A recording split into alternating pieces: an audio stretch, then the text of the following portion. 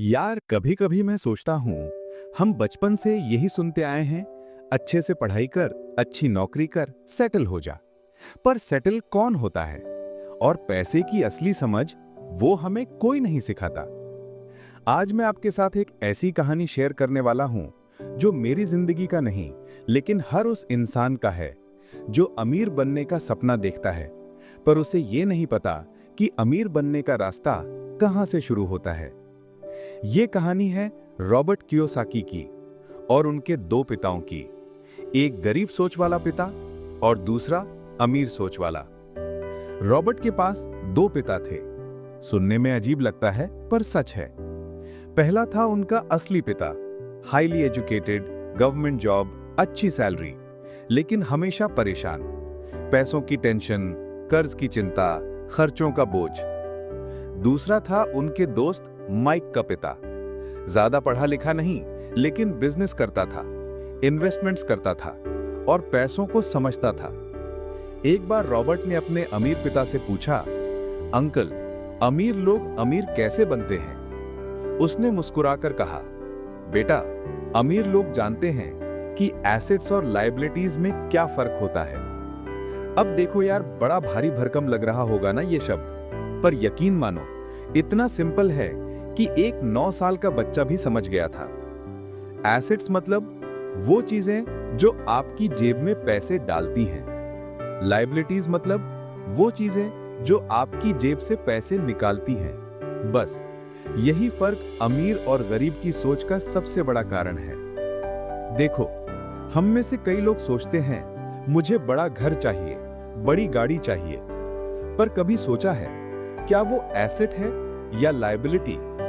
अगर घर खुद में रहता है, ईएमआई जाती है, मेंटेनेंस होता है, तो वो एसेट नहीं है, वो खर्चा है, लायबिलिटी है। लेकिन वही घर किराए पर चढ़ा है, हर महीने जेब में पैसा आ रहा है, तब वो एसेट है। सेम कार, अगर ईएमआई जा रही है, पेट्रोल मेंटेनेंस में पैसे जा रहे हैं, तो वो लायबिलिटी है। पर अगर वो टैक्सी सर्विस में चल रही है, हर दिन पैसे कमा रही है, तो वो एसेट है। रॉबर्ट का पुअर डैड हमेशा कहता था, ज्यादा पढ़ाई कर, नौकरी कर, सेफ रह।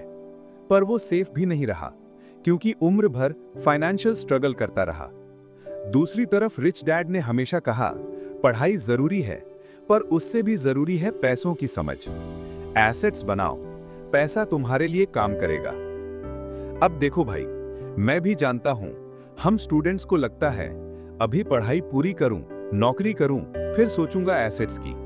पर असल में अगर आप अभी नहीं सोचोगे तो अगले 10 साल भी आप वहीं खड़े रहोगे, कर्ज, खर्च और टेंशन में। छोटी शुरुआत करो, थोड़ा थोड़ा सेविंग करो, कुछ इन्वेस्ट करना सीखो, साइड में कोई फ्रीलांस स्किल सीखो, बुक पढ़ो जैसे ये रिच डैड पुअर डैड। और सबसे जरूरी, फाइनेंशियल लिटरेसी लो, क्योंकि वही असली गेम चेंजर है।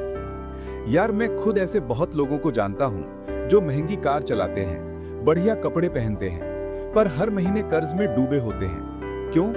क्योंकि उन्हें ये फर्क ही नहीं पता, एसेट्स वर्सेस लायबिलिटीज का। लोग दिखावे में फंस जाते हैं, रियलिटी में खाली जेब के साथ जीते हैं। असली अमीरी क्या है? असली अमीरी ये नहीं कि आपके पास बड़ी गाड़ी है। असली अमीरी ये है कि आप सो रहे हो, घूम रहे हो, मस्ती कर रहे हो और पैसा फिर भी आपकी जेब में आ रहा है। इसे ही कहते हैं एसेट्स का जादू। इसीलिए पैसा कमाओ, पर एसेट्स में लगाओ, ताकि एक दिन पैसा तुम्हारे लिए काम करे। यार, ये कहानी सिर्फ रॉबर्ट की नहीं है, ये मेरी तुम्हारी भी हो सकती है। बस फर्क इतना है, हमें भी वो समझ चाहिए जो रॉबर्ट को उसके रिच डैड ने दी।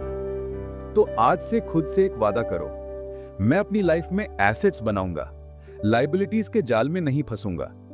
अगर तुम भी इस सोच से सहमत हो तो कमेंट में लिखो, मैं एसेट्स बनाऊंगा। और अगर आप चाहते हो कि मैं अगली बार the rich don't work for money या रिच डैड पुअर डैड की कोई लाइफ चेंजिंग सीख इस तरह से लाऊं, तो चैनल सब्सक्राइब जरूर करना। ध्यान रखना, दुनिया दिखावे से नहीं, समझ से चलती है। एसेट्स आपकी चुपचाप कमाई हैं और वही आपकी आजादी का रास्ता है। धन्यवाद। मिलते हैं अगली कहानी में।